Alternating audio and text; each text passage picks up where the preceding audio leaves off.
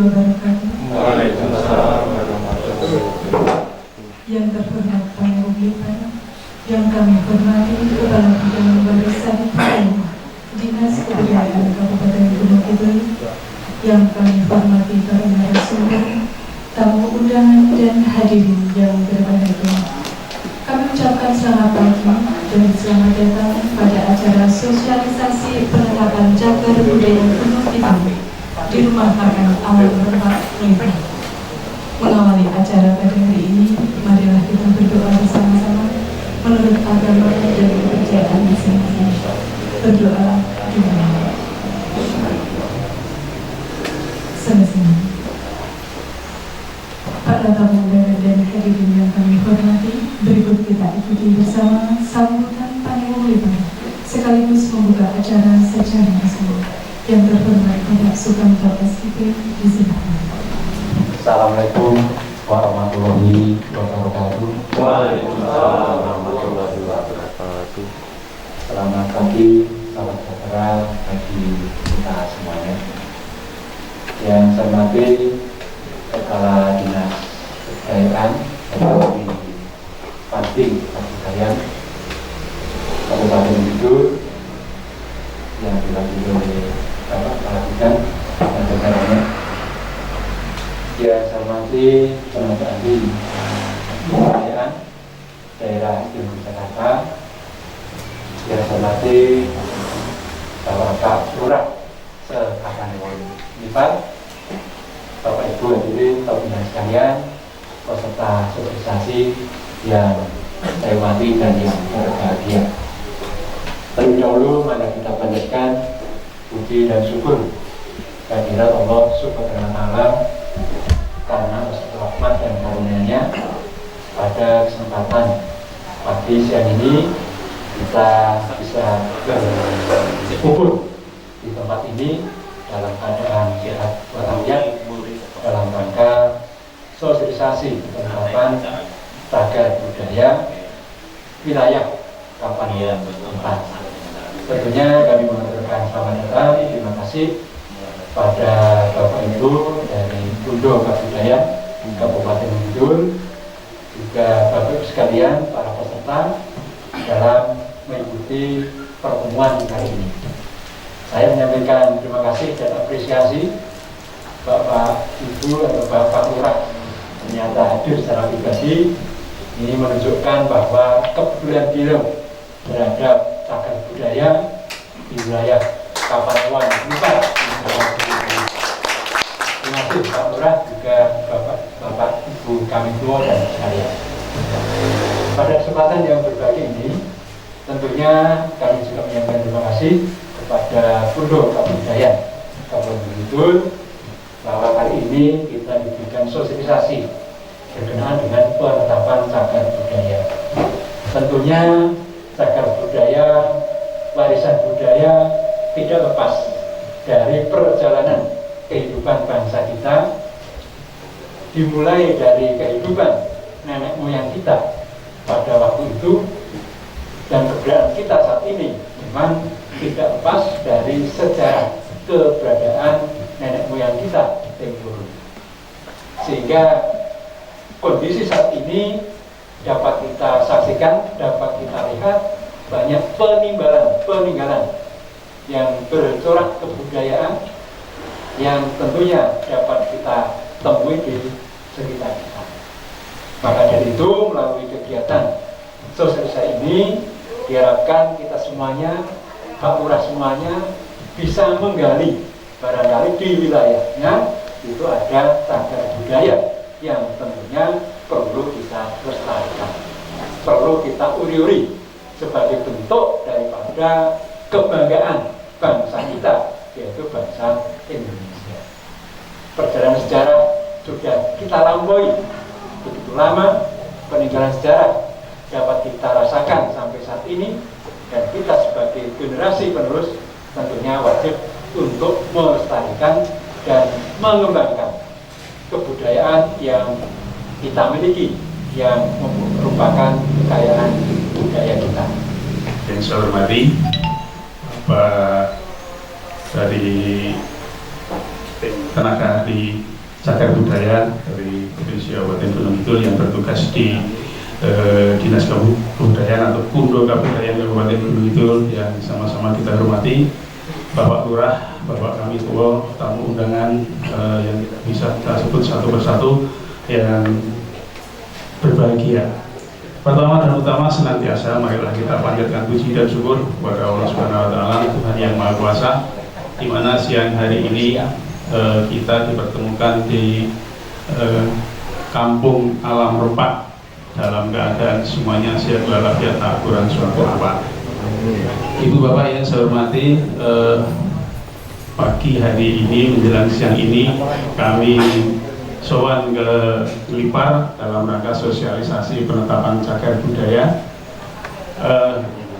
Sangat istimewa pada hari ini karena kami dari Dinas Kebudayaan atau Kundo Kabudayaan ini membawa dua tim ahli cagar budaya. Satu diantaranya yaitu Bapak mantan Panewan Aneh. Nah, ini Bapak Dewa Ismantoro. Ini beliau juga tenaga ahli, Pak, bersertifikat.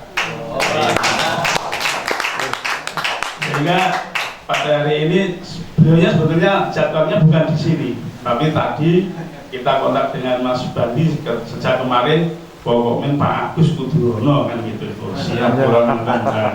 Ini menurut saya ini porsi saya nanti kami aturkan pada Pak Penewano kan gitu.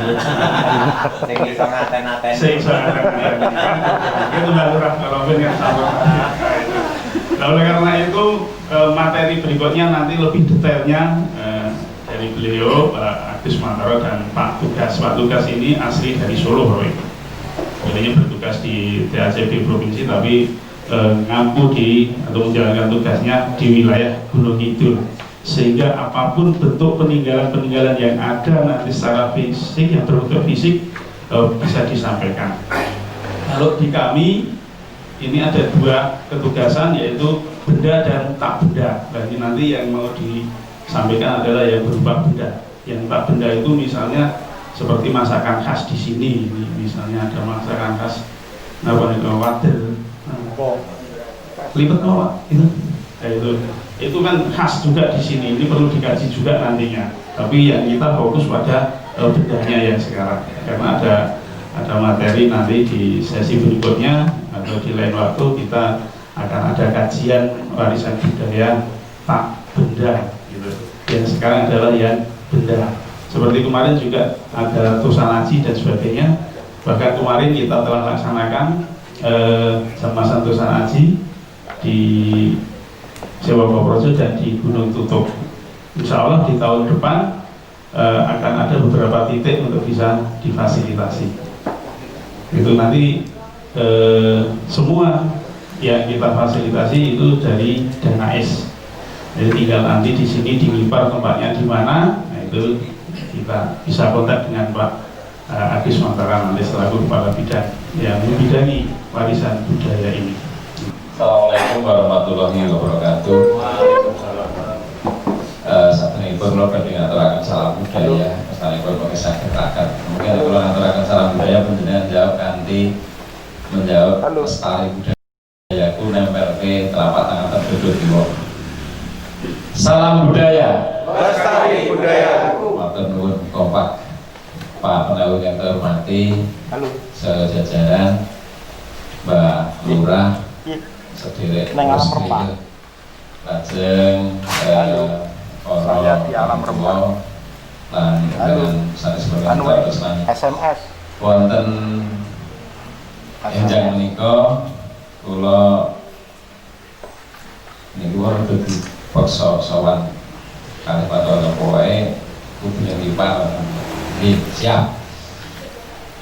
Ingat bahkan ya sowan kula babagan sosialisasi menika namun badhe ngaturaken posisi warisan budaya.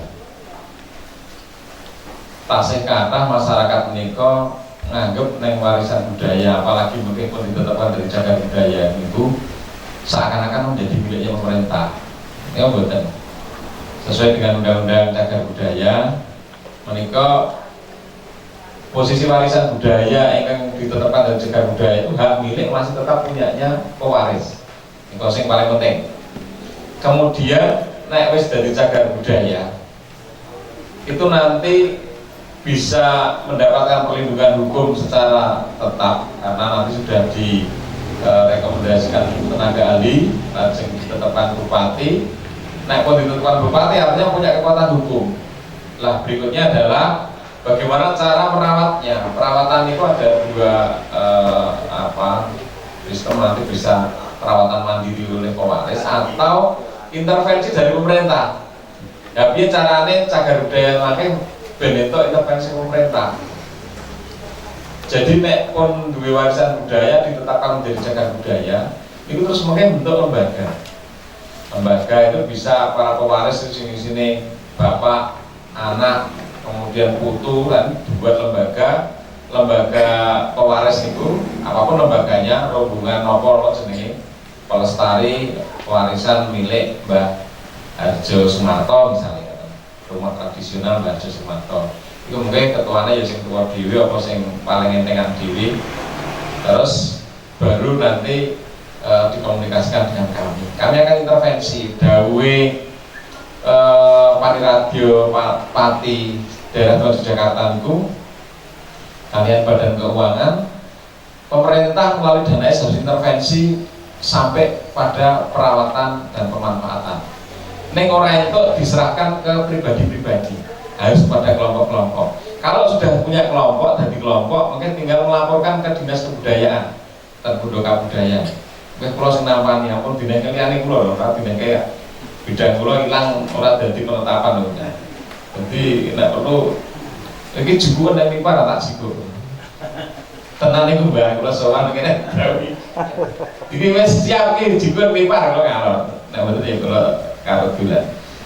Setelah masuk ke kundoka budaya, makanya wonten surat ketetapan. Nah ini pun kalau seni menika SKOK, surat keterangan organisasi kesenian. Kalau yang non seni itu surat keterangan terdaftar menjadi registernya di dinas kebudayaan. Nah menika ketika sudah ada surat keterangan terdaftar nanti bisa diintervensi. Menika. Lah nek lipar itu janjane nggih potensinya lumayan. Yang selama ini kan belum tergali dengan baik.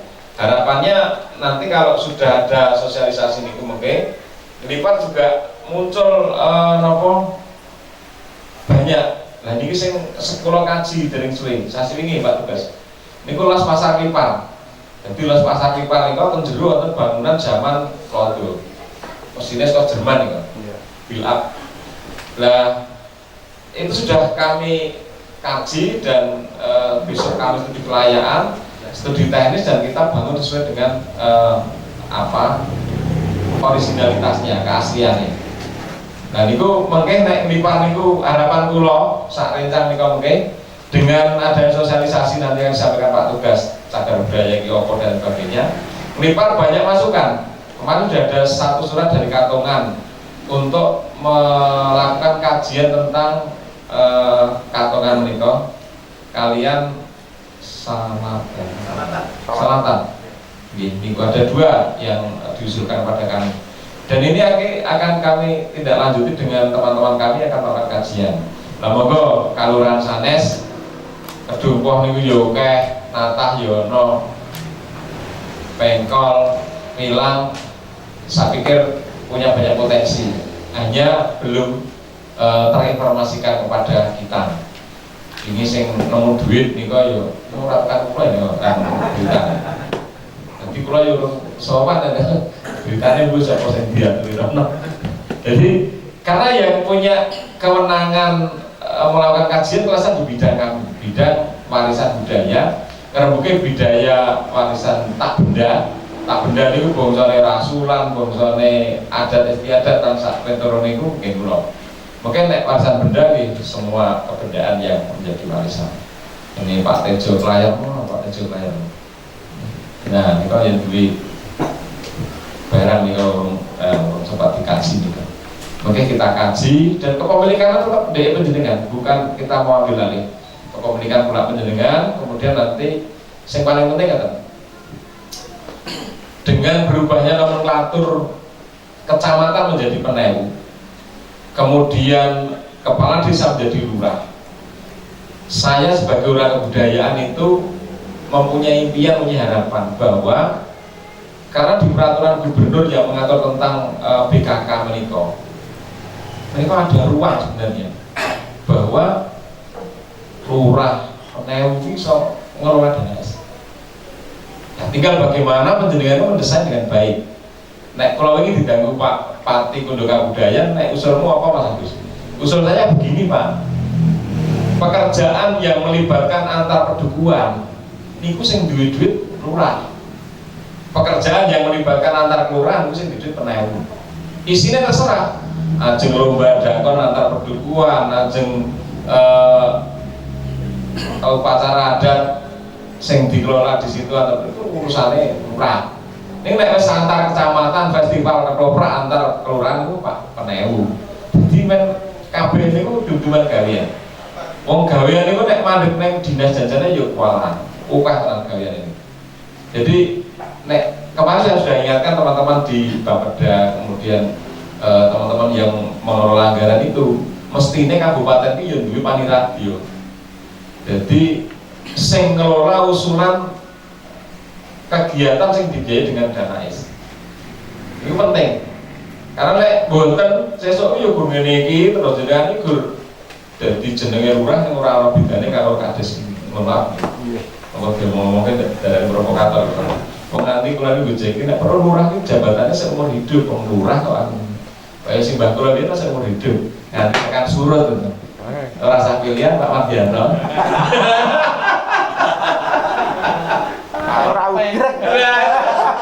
Geger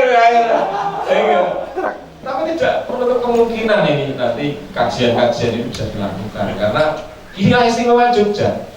Karena 5 pilar yang bisa di backup dengan dana ini kan penetapan gubernur, wakil gubernur, lajeng tata ruang, pertanahan, kemudian kebudayaan itu sendiri dan kelembagaan. Nah, kelembagaan onten, kemudian penetapan yang duduk dan apa orang dilinearke. Penetapan lurah, penetapan sapa gubernurnya juga kuwi. Jadi sapa rajane kuwi gubernur. Lurah ya ya monggo nek urusane jenengan ta.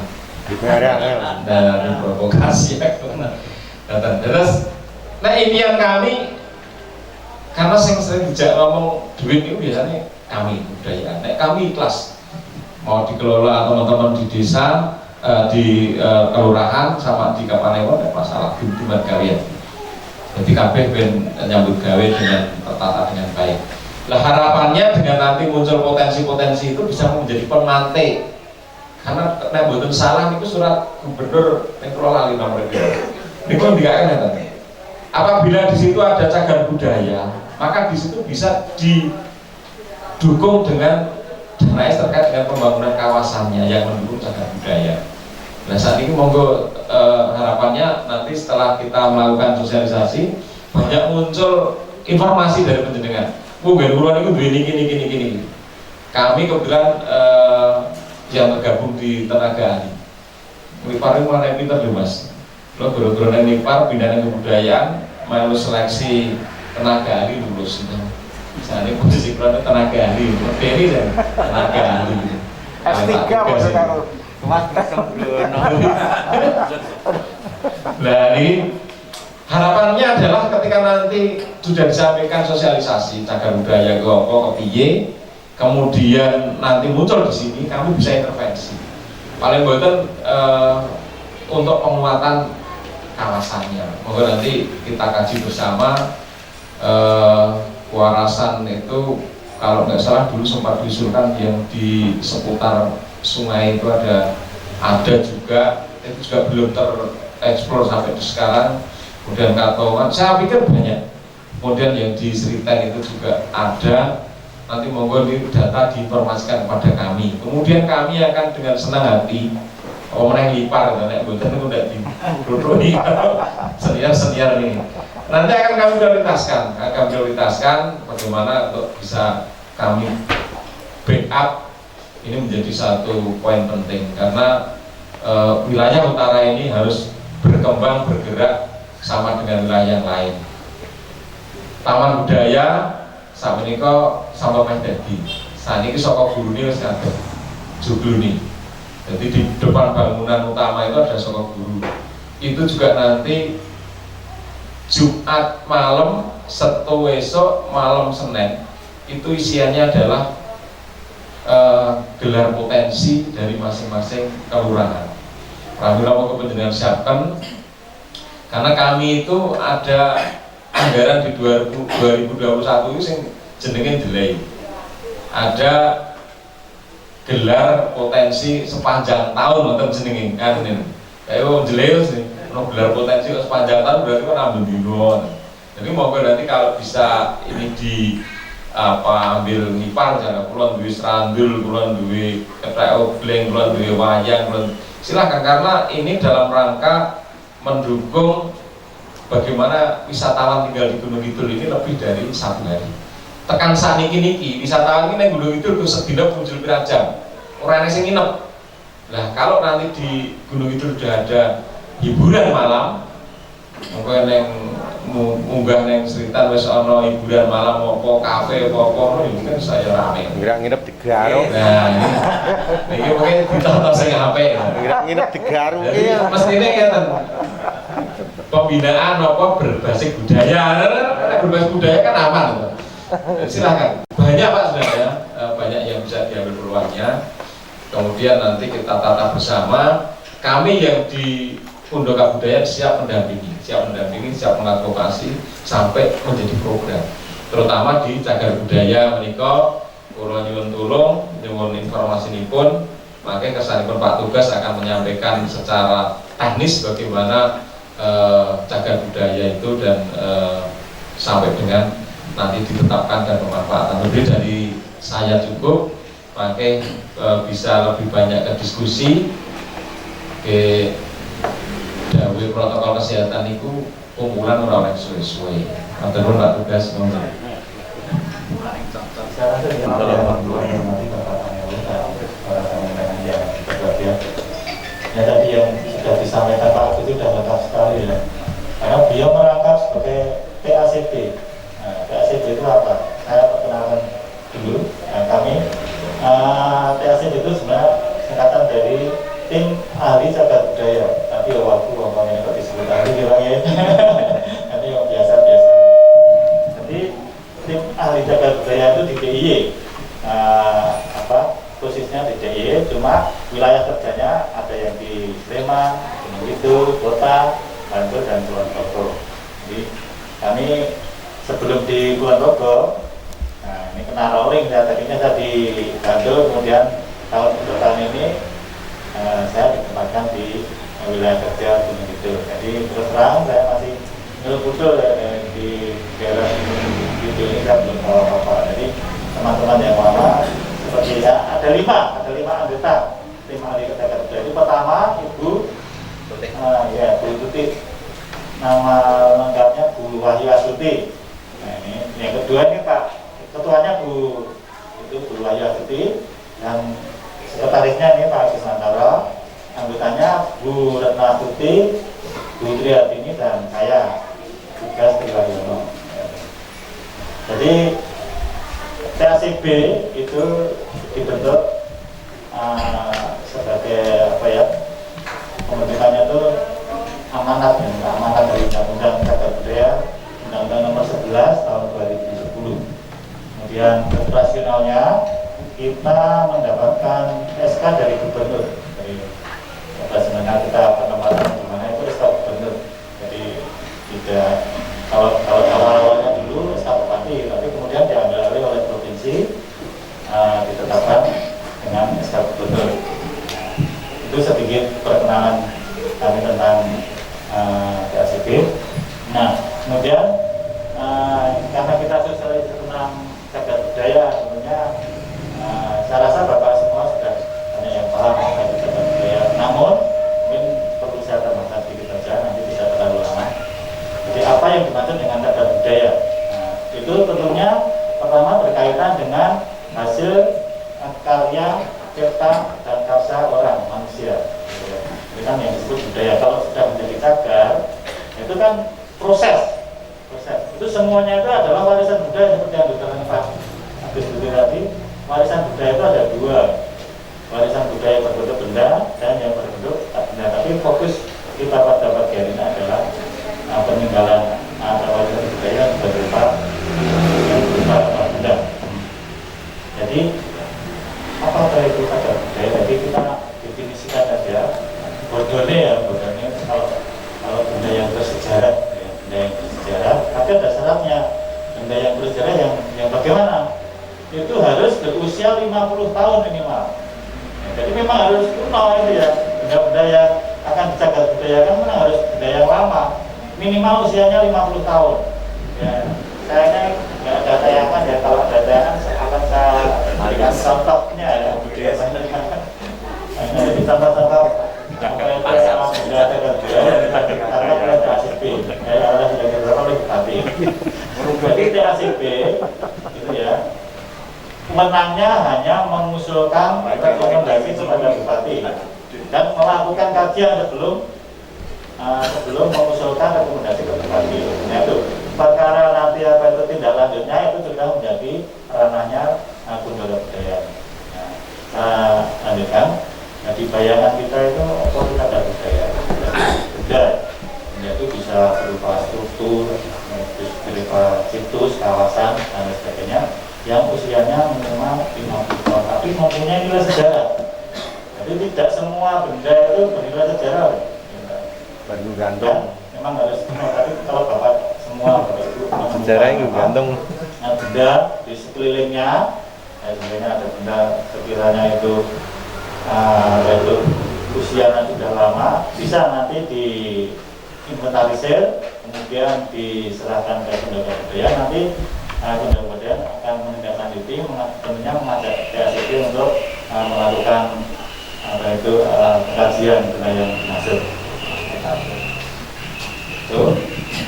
Jadi monggo semua yang ada di potensi desa masing-masing, di kelurahan masing-masing itu nanti dicatatkan, bisa diinventarisir, kemudian diserahkan, diregister oleh Gundala Budaya dan nanti akan dilanjuti oleh TACP dengan melakukan kajian. Dari hasil kajian itu akan kemudian prosesnya direkomendasikan ke Bupati.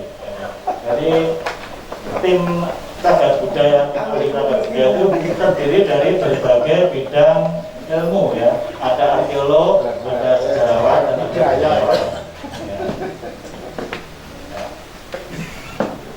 Terus, ya.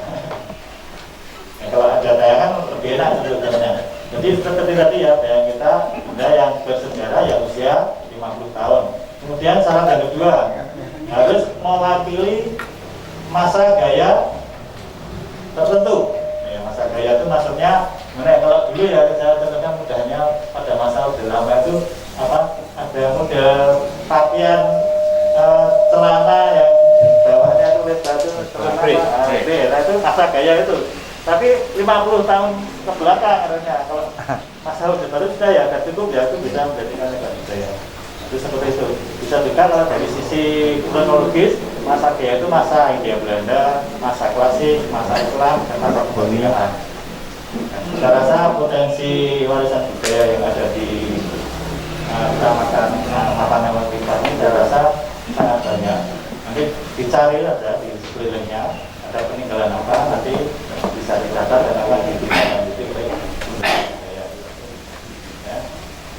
Mungkin itu ya. Jadi contoh-contohnya nanti bisa saya sampaikan. Misalnya kalau benda misalnya meja ini punya nilai sejarah. Kita pernah menetapkan meja yang dipakai untuk Duta Budaya Pak Dirman. Itu meja kursi seperangkat itu kebetulan meja kursinya juga usianya lama. Nilai sejarahnya pernah dipakai untuk istirahat Pak Dirman ketika bergerilya, dan pernah dipakai untuk perundingan antara Pak Harto dan Sultan. Nah itu nilai sejarahnya dari situ. Jadi diakui itu hanya semacam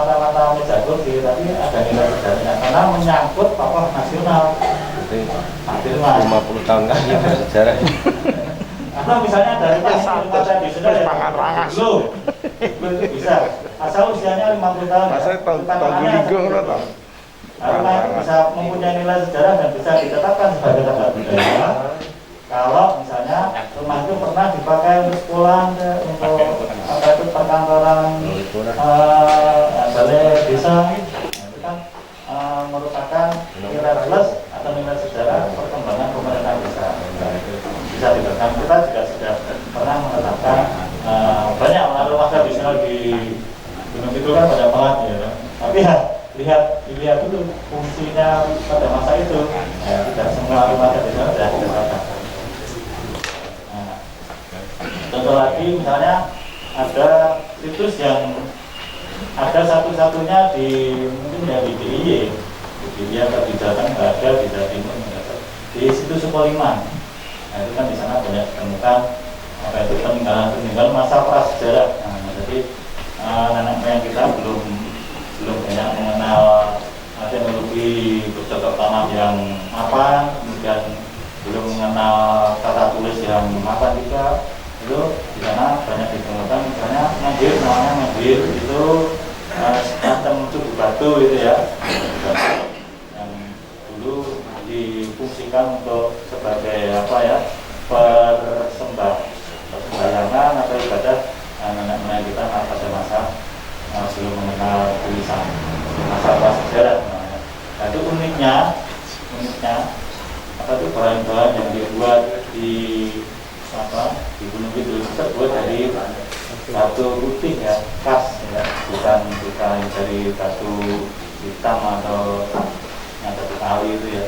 Jadi biasanya cepat aus atau cepat rusak. Nah, makanya kalau benda-benda itu segera kita tangani dengan baik, kita selamatkan, akan berusia lebih lama dan bisa dipakai untuk ada nilai plusnya, nilai pendidikannya kan generasi kita bisa tahu, bisa belajar dari benda-benda yang kita temukan itu, ya kan?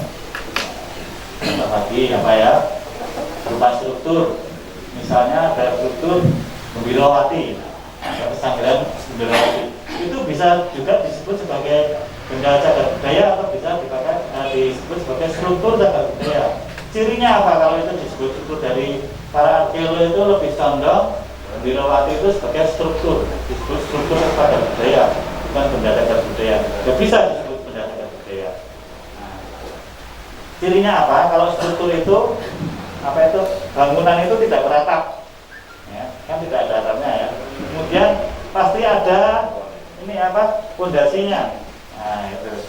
Tapi kalau yang berupa bangunan pasti ada atapnya. Bangunan itu seperti rumah di dulu kan ada atapnya, juga ada. Itu yang membedakan antara istilah struktur dengan bangunan. Nah, kemudian kalau Sukolima itu situs itu bisa terdiri dari beberapa benda.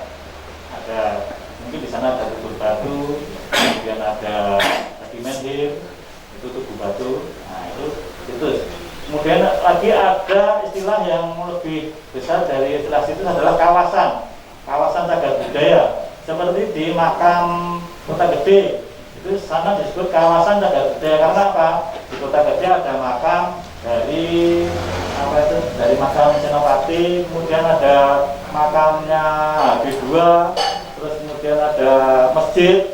Nah itu terdiri dari beberapa cagar budaya. Jadi disebut kawasan karena lingkupnya sangat luas. Kemudian yang di ujung kiri juga itu kawasan. Jadi ada istilah tadi benda, struktur, kemudian situs dan kawasan. Jadi ya semua itu ya benda, tapi dilihat kriterianya. Jadi prosesnya ya, proses untuk menjadi penetapan agar menjadi cagar budaya. Kalau belum ditetapkan itu namanya belum cagar budaya, masih warisan budaya. Nah kalau sudah ditetapkan itu menjadi cagar itu kan artinya melindungi ya, sudah ada perlindungan hukum resmi dari pemerintah untuk apa itu yang OPNI meneliti dan sebagainya. Itu nanti actionnya itu dari Gubernur kemudian ya. Kalau ACB kewenangannya hanya sebatas untuk merekomendasikan dari hasil kajian kepada bupati untuk ditetapkan. Nah ini uniknya misalnya usulan atau rekomendasi dari TACB itu ya belum pasti ditandatangani oleh Bupati loh. Ya kan? Bupati, kita TACB mengusulkan dan rekomendasikan bangunan rumah tradisional milik Pak Romo. Kita ajukan ke Bupati. Belum tentu Bupati kan ya, tidak serta-merta menandatangani, pasti juga dipelajari. Bisa jadi staf ahlinya mempunyai pandangan lain, rumah itu nggak layak dijadikan cagar budaya, bisa jadi. Nah, tapi selama ini alhamdulillah di Gunung Kidul sudah ada 107 penetapan. Alhamdulillah Bupati belum pernah menolak apa yang kita rekomendasikan. Karena apa? Karena dari hasil rekomendasi itu adalah dari hasil kajian ya, dari kajian secara intensif terdiri dari beberapa ilmu ya, dari arkeolog ada, sejarawan ada, budayawan ada arsitek juga ya. Di kajiannya itu kita tidak sembarangan, jadi ya, sudah pantas mengajukan rekomendasi itu kepada Bupati.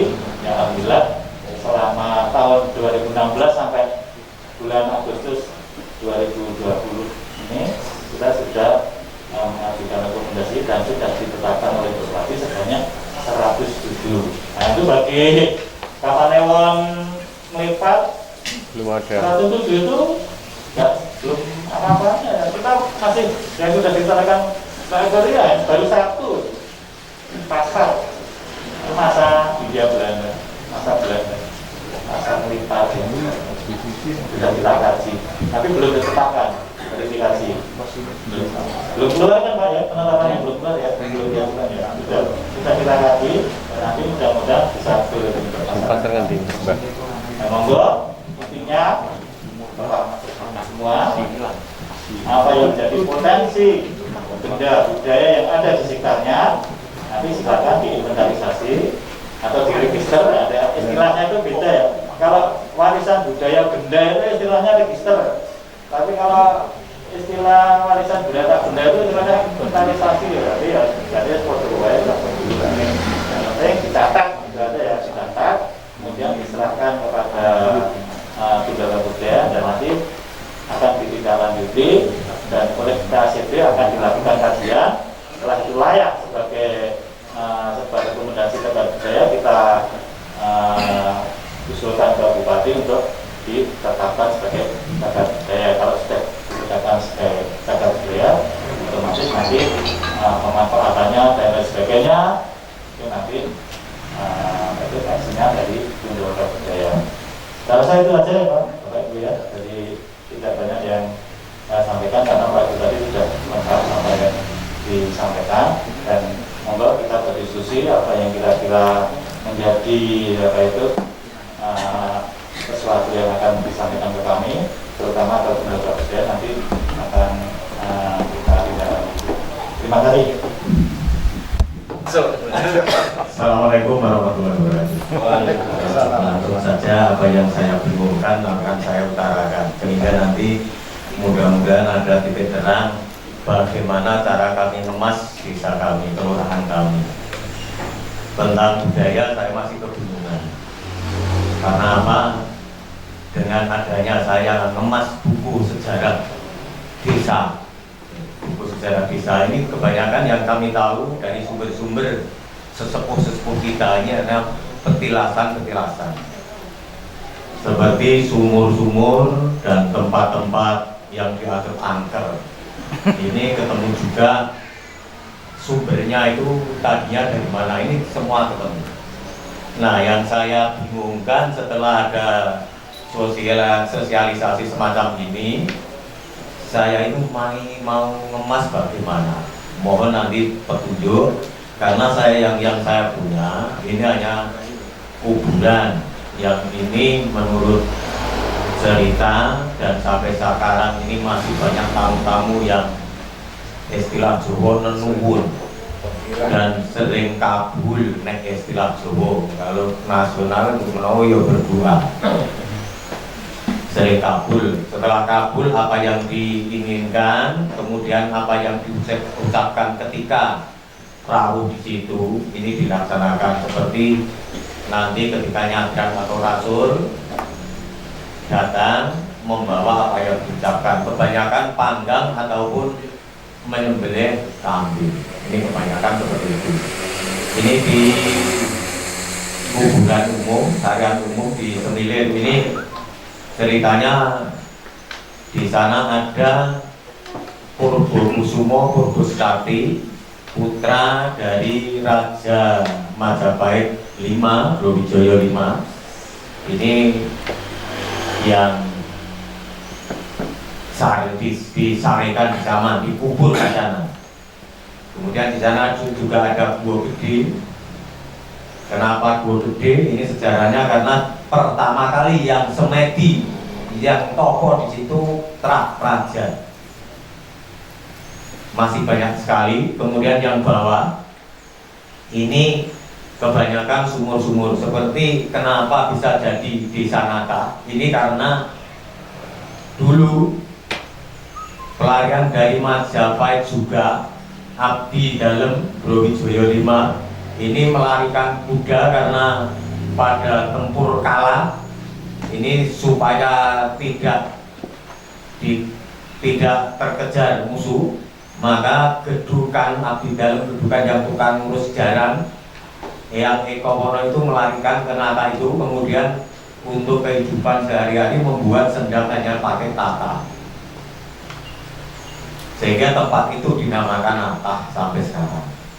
Ini nah masih ada lagi peninggalan-peninggalan, petilasan-petilasan yang sumur-sumur. Sekarang semakin banyak pendatangnya, yang itu sama seperti yang di Semilir, menuwun doa terus pokoknya menuwun doa apa. Ini seperti nanti boleh disaksikan tanggal 8 Oktober ini juga upacara adat. Di sana selalu hari Kemis Pahing. Kemis Pahing ini 3 sendang, 3 sumur kecil. Ini selalu ada nyadranan. Ada nyadranan yang sebetulnya itu setelah kita teliti bukannya sekedar rasul, tapi hari jadi Nata, karena selalu diambil Kemis Pahing.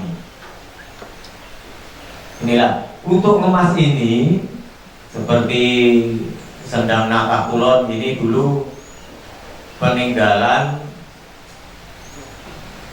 yang bukan Joglonan sing tengah. Joglonan itu yang sumur tengah, terus Bul Kriyo. Bul Kriyo itu yang dulu Pak Camat, Pak Penewu ikut kirap di sana, yang banyak panggang itu Pak Camat, Pak Penewu, lari terus Pak Camat. Itu mau kita apakan? Ini saya masih bingung. Untuk itu nanti mohon petunjuk kepada bapak-bapak, masih banyak lagi tempat-tempat seperti yang di Sendang Nata Wetan itu yang harus ada ledek, ada tayung. Itu mau kita apakan? Kalau yang batu lumpang apa itu? Lumpang itu warga situ tidak ada yang wani ngerasani. Jadi ini yang ngerasani kue arah dipindah wae wis mules. Sampai sekarang ada itu. Itu dekat dengan Sendang Nata Wetan. Yang terjadinya nama Desa Nata itu. Nah, ini kalau mau dibangun ini di tanahnya perorangan masalahnya. Seperti batu songkelis, batu yang amat besar. Ini juga tempatnya itu di tanah perorangan. Nah, ini saya setelah sosialisasi ini justru kebingungan, kepengen tapi bingung mau kita apakan.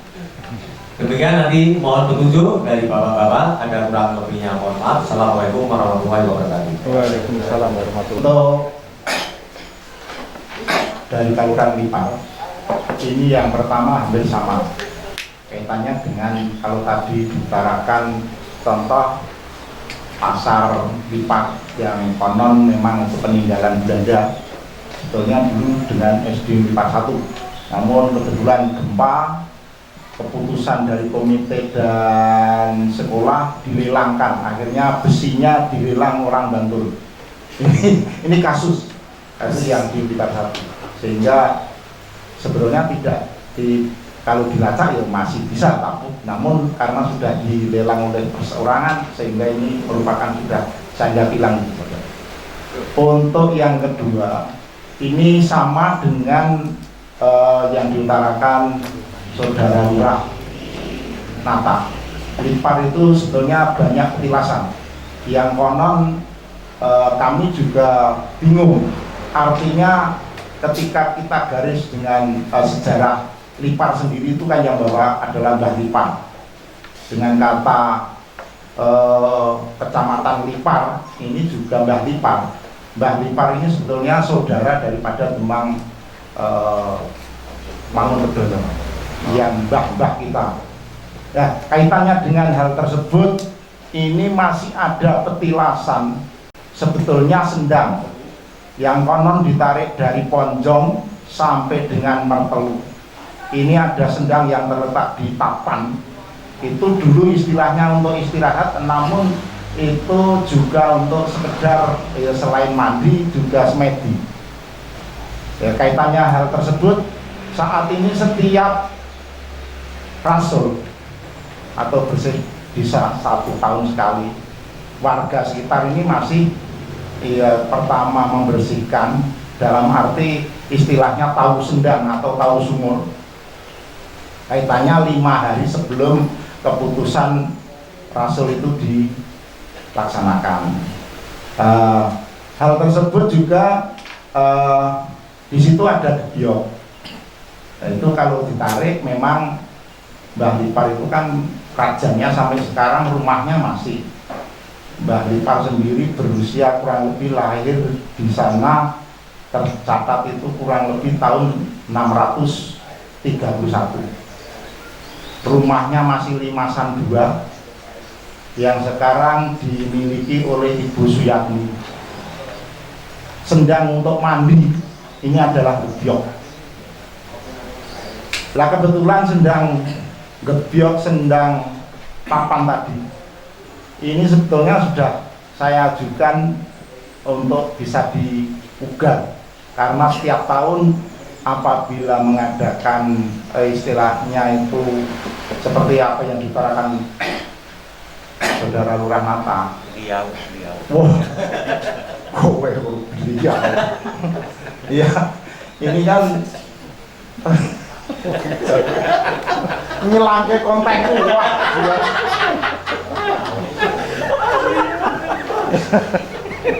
iya ini maaf Pak. Kenapa? Iya. Itu kan sebetulnya dia boleh dikatakan kenduri atau tasukuran, yang jelas warga putri semua datang dan ini minta, ya boleh dikatakan apabila meminta sebetulnya hajat apa ya istilahnya itu, menurut saya kalau minta ya musrik nih, kalau tidak nyatanya seperti itu, sehingga dia apabila terkabulkan dia juga membawa ayam panggang, ya, ayam panggang. Lah kaitannya dengan hal tersebut bagaimana, karena yang 2 sendang ini sampai saat ini masih bisa dimanfaatkan oleh masyarakat. Lah rencana saya memang akan dipugar. Lah bagaimana cara untuk memugar? Pertama ini harus kita menunggu dari penetapan cagar budaya. Syukur-syukur nanti cagar budaya yang memang harus membiayai. Harapan saya juga seperti itu. Yang kedua, rumah dari peninggalan boleh dikatakan yang Demang Lipar tadi. Mungkin hanya itu saja sementara waktu yang saya laporkan dari pemerintah Kelurahan Lipar. Minta petunjuk dari Bundo Kabudayan. Waktu kami kembalikan, terima kasih. Budaya itu kalau saya lihat kan dari diambil dari sejarah-sejarah yang dulu. Nah, seperti Lipar ini, nanti ketika setiap kalurahan ini membuat buku sejarah, ini kalau tidak hati-hati, ini nanti berlawanan. Artinya apa? Saya pernah ngemas buku sejarah, akhirnya saya urak-arik lagi. Karena apa? Kalahnya Lipar. Kenapa kalahnya Lipar? Dulu di Lipar ini dipercayai, diketahui oleh pendahulu kita, kakek nenek kita, tertua itu di Katongan karena Suromejo. Nah, setelah saya ngemas buku-buku itu, ternyata di dinas itu menyatakan pindah Suromejo itu bukannya di Katongan tapi di Pongangan. Makanya ketika saya membuat buku itu terus tak orak-arik lagi, saya ngalah dengan pindahnya sejarah ini. Kemudian hilangnya sejarahnya Ponco Sedewo yang di Ngawen. Menurut sejarah yang saya terima dari run temurun, Ponco Sedewo itu kakaknya Ponco Dirjo, Ponjong bupati pertama, yang itu meninggalnya Ponco Koro melawan Pangeran Papak Surakarta karena rebutan batas, dibantu Mangunkudono Lipar. Masa Jayanya Mangunkudono Lipar, makanya Lipar disebut Kajar di Loro. Nah, ini saya juga mencantumkan masalah Joko Tarub. Karena apa? Lumpang yang ada yang tadi saya katakan itu katanya peninggalan Joko Tarub, karena ikonnya pengkol ini Joko Tarub udah tahunnya gesek, saya ngalah tak hapus. Nah, Katongan sama Pilang ini kok nek nganti klera-kleru ya wis gesek meneh. Kok nek nganti tuwa Pilang ya wis gesek meneh.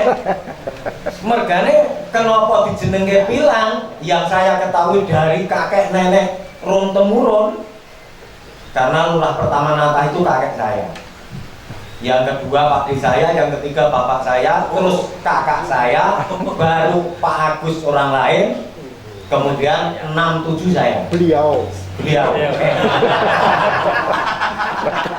Makanya saya rodo apa masalah itu. Ini Pilang itu kenapa dikatakan Pilang? Tadinya Pilang itu ikut Katongan. Kenapa Pilang? Pipilang. Jadi nanti nek Pilang itu lebih tua seko Katongan lucu. Terus nek Katongan lebih muda dari Nata, lucu meneh.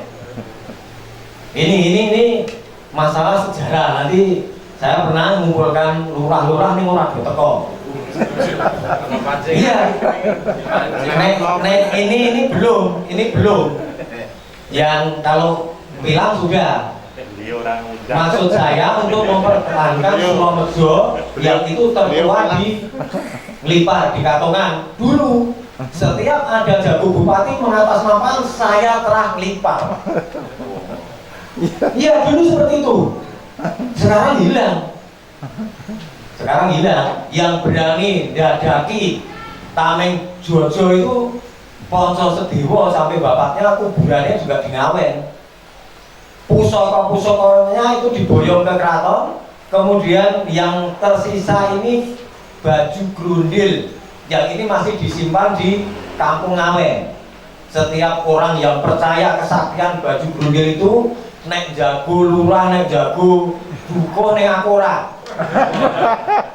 Pinjam itu dipakai murah kepan. Lah cek kowe telung bengi. Ora tenanan.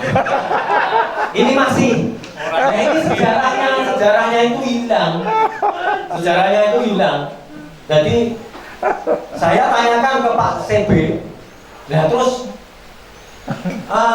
Ponco Sedewo ki nyang di sejarahnya mbuh. Wong Ponco Dirjo ki anak tunggal. Nah, saya sampai sempat eyel-eyelan Gunung Kidul kok sing sing jenenge kok Mangku Bumi saka Ngayogyakarta, saya ngeyel sampai sekarang saya tetap ngeyel.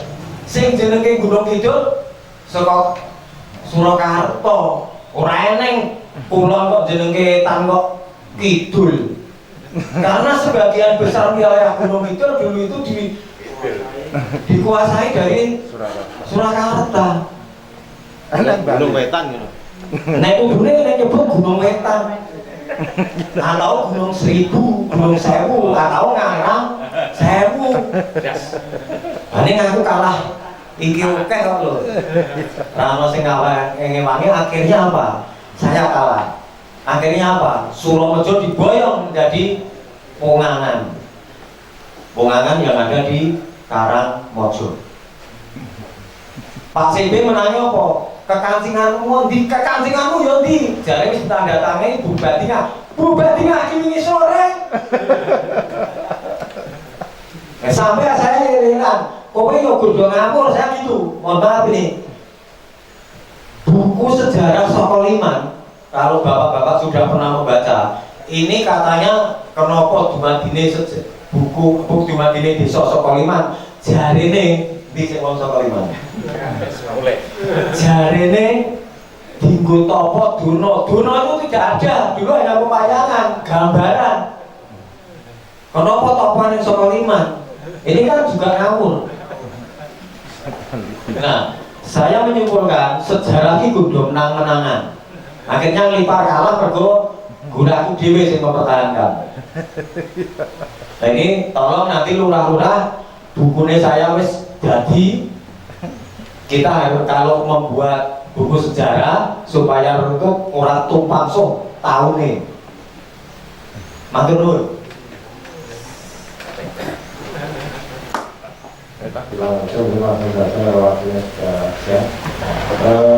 Untuk cagar budaya ataupun warisan budaya, saya kira kita ambil dari sejarah desa yang masing-masing ada dalam sejarah desa itu tertera berbagai macam warisan budaya di situ. Kalau saya menginginkan mendorong Dinas Kebudayaan Kabupaten Gunung Kidul ini anggaran keistimewaan untuk pengelolaan warisan budaya ini bisa masuk dalam APBD kita. Jadi luas seperti di DP3 KBP untuk dana desa ADD dananya dipantau oleh Dinas DP3 KBP. Kami harapkan nanti Dinas Kebudayaan Kabupaten Gunung Kidul bisa mendorong dengan kepala desa menjadi lurah ini anggaran keistimewaan bisa masuk ke desa lewat APBD kita masing-masing atau digital. Kemudian kita bisa memetakan warisan budaya yang mana yang harus kita anggarkan.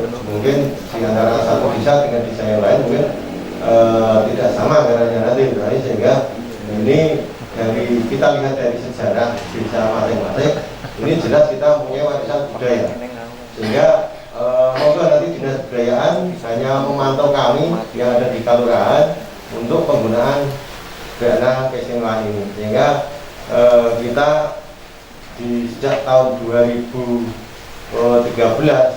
dengan lahirnya Undang-Undang Desa kemudian Undang-Undang Keistimewaan ini masyarakat saya kira masih banyak yang belum merasakan dana keistimewaan itu seperti apa, digopo. Artinya anggaran dari Dinas Kebudayaan itu di dana keistimewaan. Nanti ini anggaran ke Dinas Kebudayaan, sehingga monggo nanti Dinas Kebudayaan sebagai tangan kanan dari Bu Bupati bisa mendorong untuk dana keistimewaan ini bisa masuk melalui desa, melalui APBD desa, sehingga monggo nanti bisa dipetakan desa-desa melalui sejarah desa itu peninggalan atau warisan budaya itu seperti apa. Itu hanya titipan seperti itu. Masa punya dana keistimewaan tugu batas desa kan duwe, ya lucu Pak. Setiap lomba desa tugune gapurane pecinan. Setiap dilombakan tidak ada nilainya. Itu yang saya sayangkan, sekolah raga topeng begitu dilombake tidak masuk dalam kriteria lomba atau tugu yang ditetapkan oleh kabupaten. Itu monggo Ini yang saya sayangkan, sejarah Tiring-Tiring, sejarah desa Tiring-Tiring, tugu batas desa ora duwe. Niki tugu pintu masuk paduan ya ora duwe. Ini mau jane nek garap sejarah desa iki mau mergane napa? Mergane itu tadi. Ya sejarah nek ditakoki batasmu pilang ngendi? Patoke ndi ora enak, Pak. Monggo ini batas tugu batas desa ini bisa nanti disamakan di seluruh Kabupaten Gunung Kidul, mau dari lar badak kabeh atau pecinan kabeh itu monggo.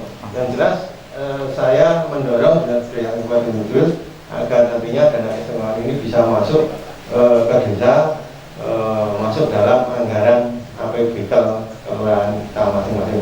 Mungkin itu, terima kasih. Assalamualaikum warahmatullahi wabarakatuh. Ini untuk batas-batas desa apa batas-batas kebutuhan. Langsung merah kuwi lho. Ring dicat merah kuwi lho makane.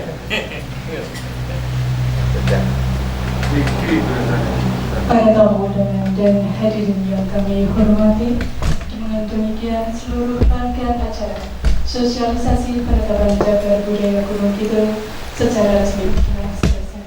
Terima kasih atas perhatian dan kerjasamanya. Assalamualaikum warahmatullahi wabarakatuh. Waalaikumsalam. Pun perhati. Wiji. Mantene teko.